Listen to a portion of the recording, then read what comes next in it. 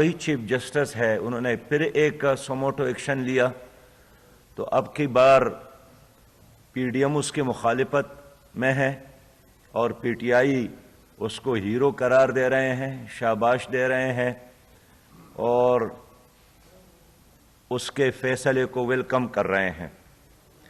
ہم سمجھتے ہیں کہ پی ڈی ایم اور پی ٹی آئی کے اس لڑائی نے ملک میں ایک آئینی بحران پیدا کیا ہے، اور اب بات ایک بار پھر بالکل وہی ہے کہ میرا جج زندہ باد اور تمہارا جج مرد آباد۔ میں سمجھتا ہوں کہ یہ ملک تو ایسا نہیں چلے گا، ادارے متنازع ہو رہے ہیں اور وہ مقامات بھی جن کی طرف لوگ مشکل میں دیکھتے تھے وہ بھی متنازع بنائے گئے۔ تو یہی کارنامہ پی ڈی ایم اور پی ٹی آئی کا ہے، جنہوں نے کسی ادارے کو نہیں چھوڑا اور ہر ادارے کو تقسیم کیا، آپس میں لڑایا۔ ایوانوں میں بھی لڑائیاں ہیں، عدالتوں میں بھی لڑائیاں ہیں، اور افسوس یہ ہے کہ یہ آپس میں دنگا فساد اور دست گریبان ہونے کا محور اور موضوع نہ غربت کا خاتمہ ہے، نہ مہنگائی کا خاتمہ ہے، نہ بے روزگاری کا خاتمہ ہے، نہ غریب انسان کا مسئلہ ہے، نہ بجلی کا، نہ پانی کا، نہ گیس کا، مفادات ہی اس کا محور اور مرکز ہے۔ یہ ہم بھی مانتے ہیں کہ قانون کا منشا یہی ہے کہ 90 دن کے اندر الیکشن ہو، لیکن خود سپریم کورٹ کے ایڈوائس پر صدر پاکستان نے جو ڈیٹ دیا وہ بھی 90 دن کی اس حد کو پار کیا اس میں، اور 14 دن کا اضافہ کیا، ورنہ 90 دن بنتے تھے 16 اپریل، لیکن اس نے بھی 16 اپریل کی تاریخ دینے کے بجائے 30 اپریل دیا، اور اس کے بعد پھر الیکشن کمیشن نے 14 دنوں کے بجائے کئی مہینے اس میں اضافہ کیا۔ اب مسئلہ یہی ہے کہ حل کیا ہے؟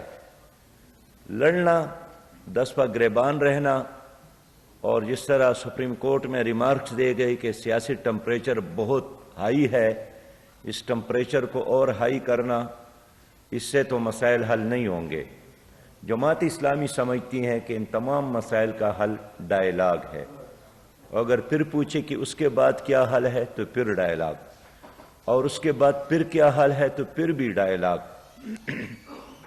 آخر نیلسن منڈیلا اور ڈی کلارک نے بھی بہت ساری لڑائیاں لڑی، سال ہر سال آپس میں لڑتے رہے، لیکن بالآخر ڈائیلاگ اور مذاکرات ہی کے نتیجے میں اس ملک کا مسئلہ حل ہوا۔ لوگوں نے ایک دوسرے کے ساتھ ہاتھ ملانا چھوڑ دیا ہے، غمی شادی چھوڑ دیا ہے، ایک زہریلی پولرائزیشن ہے، اور اس کا 100% نقصان غریب عوام کا اور مظلوم پاکستان کا ہے۔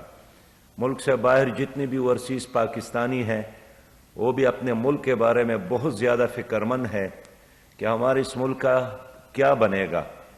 لوگ ترقی کی طرف جا رہے ہیں، دنیا نے چاند اور چاند سے مریخ کی طرف جانا شروع کیا ہے۔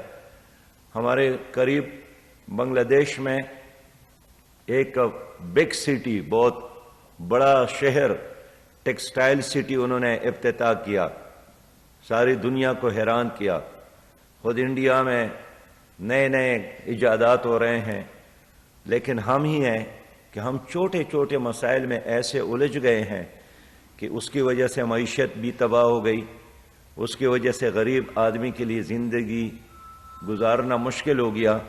تو جماعت اسلامی نے فیصلہ کیا ہے کہ ہم تمام سیاسی سٹیک ہولڈر کے ساتھ رابطہ کریں گے، اس لیے کہ سٹیک ہولڈر کے آپس کے بیٹھنے ہی سے مسائل حل ہوں گے، اور ہم یہی چاہتے ہیں کہ الیکشن میں حصہ لینے والے تمام سیاسی جماعتیں آپس میں بیٹھ کر ایک متفقہ تاریخ پر اتفاق کر لے، اور الیکشن سے پہلے الیکشن کے لیے ضابطے پر اتفاق کر لے۔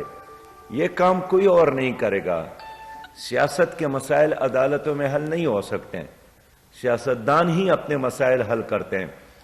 اس لیے جماعت اسلامی ان تمام سیاسی جماعتوں کو اپر بھی کر رہی ہے، رابطہ بھی کر رہی ہے اور منصورہ اس میزبانی کے لیے تیار بھی ہے۔ میں سمجھتا ہوں کہ اگر ایک ہی نقطہ ہے الیکشن کب ہو تو اس پر سب کا اتفاق کرنا یہ از حد ضروری ہے۔ میرے محترم بھائیوں، اس وقت ہم سمجھتے ہیں کہ ملک کو انارکی سے بچانا ہے، ملک کو خانہ جنگی سے بچانا ہے، ملک کو مزید تباہی اور معاشی بربادی سے بچانا ہے، تو واحد راستہ یہی ہے کہ عوام کو اختیار دیا جائے۔ عوام ہی ملک کے اصل وارث ہے، عوام ہی درست فیصلہ کر سکتے ہیں۔ ان پارٹیوں نے لوگوں کو مایوس کیا، ان کو بار بار مینڈیٹ بھی ملا، مسائل حل نہیں کیے۔ اب پھر مسائل کا حل نہ مارشل لا ہے، نہ صدارتی نظام ہے، نہ کورٹ کے اندر یہ مسائل ہو سکتے ہیں۔ مسائل کا حل صرف عوام کے پاس ہے۔ سیاستدانوں کا یہی فرض ہے کہ ایک تاریخ پر متفق ہو کر عوام کو موقع دے کہ وہ اپنے لیے نئی حکومت کا اور نئی قیادت کا چناؤ کر سکے۔ اس کے لیے خود پی ڈی ایم کو بھی قربانی دینا چاہیے، اس کے لیے پیپلز پارٹی کو بھی قربانی دینا چاہیے، اور آپ خود طے کر لیں کہ ذاتی مفادات اہم ہے یا ملک بچانا اہم ہے۔ میں سمجھتا ہوں کہ ملک رہے گا تو سیاست رہے گی، ملک رہے گا تو جمہوریت ہوگی، ملک رہے گا تو ہم سب اپنا اپنا کام کر سکیں گے۔ لیکن خدا نخواستہ اگر آپس کے ان جھگڑوں کی وجہ سے یہ ملک شام اور لیبیا بنایا گیا تو تاریخ میں ہم ہی ذمہ دار ہوں گے۔ وہ لڑتے لڑتے ہو گئی گم، ایک کی چونچ اور دوسرے کی دم۔ یہی ہم نے ماضی میں دیکھا ہے کہ جب بھی سیاستدان آپس میں لڑتے ہیں اس کے نتیجے میں خیر برآمد نہیں ہوتا ہے۔ تو یہ کبھی ایوب خان کی صورت میں، کبھی ضیاء الحق کی صورت میں، اور کبھی پرویز مشرف کی صورت میں کوئی جرنیل ہی آتا ہے۔ تو اگر یہ سیاستدان نہیں چاہتے ہیں کہ کوئی تیسرا فریق آ کر آپ کو عزیز ہم وطنوں کے لقب سے پکارے کہ حالات بہت خراب ہے اور اب ہمارا آنا ناگزیر ہے، تو راستہ یہی ہے کہ ایک پلیٹ فارم جماعت اسلامی مہیا کر رہی ہے، کر سکتی ہے، اس کے لیے ہم سب کے ساتھ رابطے کر رہے ہیں۔ میں اس لیے سمجھتا ہوں کہ اس وقت حالات بد سے بدتر ہونے کی بجائے ہمیں ایک کنسنسس کی طرف لے جانے کا ایک مشترکہ کوشش کرنا چاہیے۔ محترم صحافی حضرات، اس پریس کانفرنس میں بلوچستان کی بات کرنا چاہتا ہوں اور خاص کر گوادر کی بات کرنا چاہتا ہوں۔